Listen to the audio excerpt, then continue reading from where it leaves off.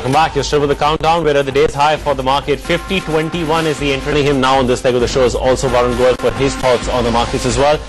Varun, let's get a quick comment on the Nifty from you first. What's showing this kind of strength, you think? Is it just short covering or have longs actually entered this market? Good afternoon, Rahul. I think as far as the broader markets are concerned, we are trading at a very comfortable valuation scenario. I think the broader markets are trading at close to 15 times 1 year forward earnings.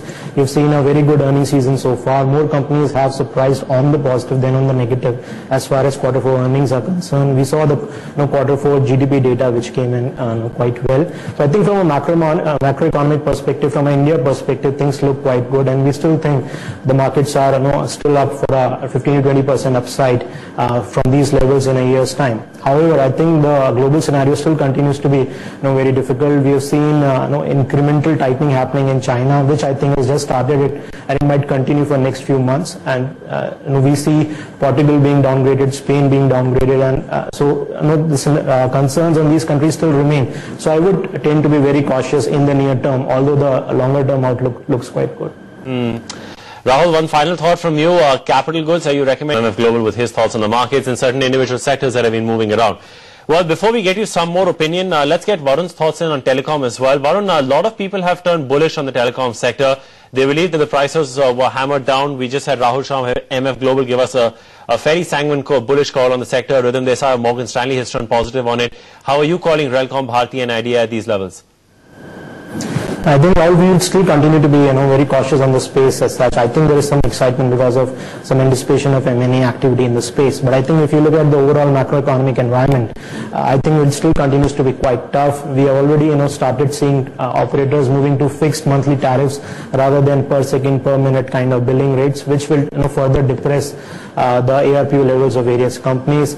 Now I would think that most of the tier 1 companies are trading at close to 12 to 13 times 1 year forward earnings, and I think that is fairly fully valued considering that it is a decreasing margin scenario. So we would still tend to stay away from the space at this point of time. Okay, since we are currently quoting at close to the highest point of the day, just about 6 points shy of that, you've been hearing lots of fundamental voices on the show. Let's get you some perspective in from the technical side as well as from the F&O market. Earlier in the day, had the opportunity to catch up with a lot of analysts, Anand Magnani, Prakash Gava, Hemant Tukral, on what their view on the markets is from here on. Let's play them out for you. That's been in focus, and that's pretty much leading the rally today as well as the auto sector. The index itself is up by nearly about 2% right now. The BSE Auto Index is currently going at about 7719. It's been very strong last couple of days, and a lot of it has to do with the very strong monthly sales numbers that have come in as well. Varun, what's your own take on the auto sector right now? How would you position yourself? Overweight, underweight, or neutral, given the strong monthly sales numbers and the fantastic quarterly numbers that M&M came out with last weekend? We are overweight on automobile sector at this point of time. We have seen some fantastic numbers, as you were saying, coming in for both April and May. May is supposed to be a month where sales were supposed to come down on a sequential basis, but that has clearly not happened. I think with the kind of very strong recovery that we are seeing in industrial sector, with the IIP numbers continue to be above 10% range, I think that is a big positive for the commercial vehicle segment. I think we are clearly positive on the commercial segment, commercial vehicle segment. Then the two-wheeler space also continues to show a lot of traction. I think 25% volume growth on a year-on-year basis should definitely be possible in that space. So I think we like the sector and we continue to be invested in that. Okay, in the pharmaceutical sector, that's Sun Pharma in news. Varun, any thoughts on the pharmaceutical sector right now? Any stocks that you'll be recommending? I think, Rahul, most of the companies in the pharmaceutical space have come up with a very good set of numbers. I think companies which are present in the domestic formulations part of the business, be it Sun Pharma or Lupin and Cadila, those kind of companies are doing exceedingly well. I think going forward, with the opportunity coming out from US and Europe also increasing in size, I think those contract manufacturing operations of various companies should also see a healthy traction in terms of volumes going forward. And I think with the markets being so volatile, this sector is a perfect low beta sector to be invested in, and good for these volatile times. So I think one would want to be invested in that space, and we are clearly overweight on the space at this point of time. Okay, let's take another break on that note then. We'll come back, count down to the close, get some closing comments in from Varun Goel on the other side. We're holding, my goodness, we haven't done a market check in a while. Sensex is up by nearly 200 points right now. What do you know?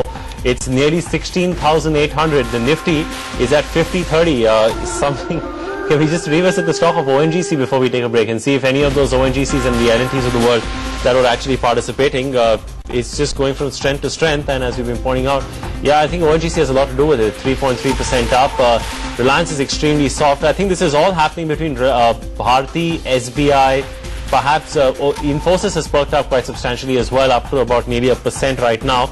But it's predominantly, I think, L&T, SBI, Bharti and ONGC. Between these four stocks is what's driving the market up today. It's very interesting. L&T is now up nearly 3%. So that'll probably be helping the market. You can see that it's perked up quite substantially. We'll take a break. Like I said, we'll come back and get some closing comments in from Varun. Very strong afternoon of trade. Back in 2 minutes. Not done too badly. HDL is up by about 4% as we speak. Unitech's gone up by about 3% as well. So real estate has been a part beneficiary, and this, of course, as you just saw a minute back, is on the back of the European cues looking a bit subdued in trade this afternoon as well. Varun, what are you telling clients on real estate right now? Maybe a DLF and a Unitech from the frontliners, and Indiabulls real estate, HDL perhaps from the mid-cap space. Are these looking like interesting buying opportunities?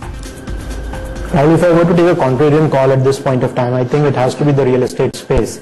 I mean, no doubt about it. I know in terms of the valuations, I think the large cap companies, especially companies based out of metros, Delhi and Bombay, are trading at very attractive valuations. And I think those companies have done very well in terms of moving very quickly from a premium housing based play to a mid-income kind of affordable housing segment, which clearly has a lot of pent up demand. And we clearly see quarter after quarter in terms of the volumes, there is a huge traction coming in. Of course, in terms of pricing, I think in markets like Bombay and Delhi, there was a huge run up of 25 to 30% in prices from the lows of 2008, 2009, and I think the prices will probably stabilize maybe some plus minus 5-10% around these levels.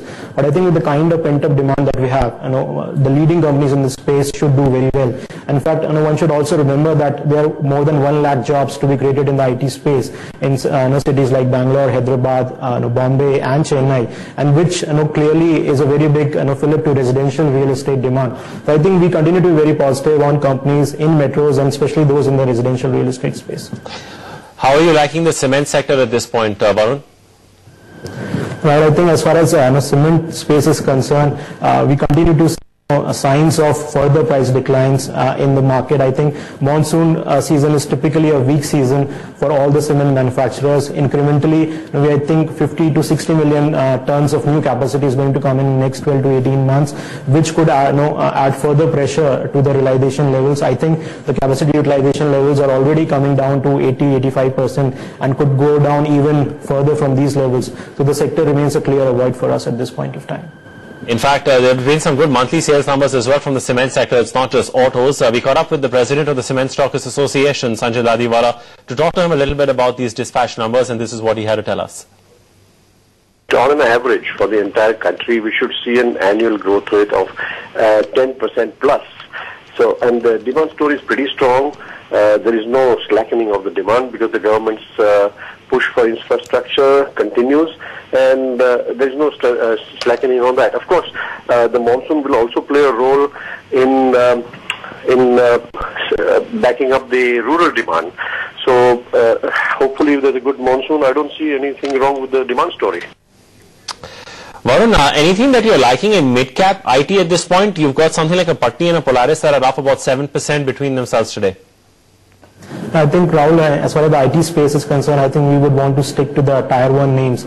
I think most of the growth which is coming, is coming from North American operations. I think the banking sector there has recovered very smartly, which constitutes around 30 to 35% of the revenues of the Tier 1 companies. Now, as far as the mid-cap companies are concerned, I think they somehow lack the pricing power and the ability to deliver in various geographies, which the Tier 1 companies clearly have. So I think as far as the Tier 1 companies are concerned, both Infosys, Wipro, TCS, and to some extent HCL Infosystems, they all look good for a 15 to 20% kind of volume growth with at least stable pricing. So I think we should be able to see at least 15 to 20% upside in the stock prices of most of these stocks in a year's time. Good speaking with you, Varun, as always. Thank you so much for taking time out and joining us. Varun Goel there with his thoughts on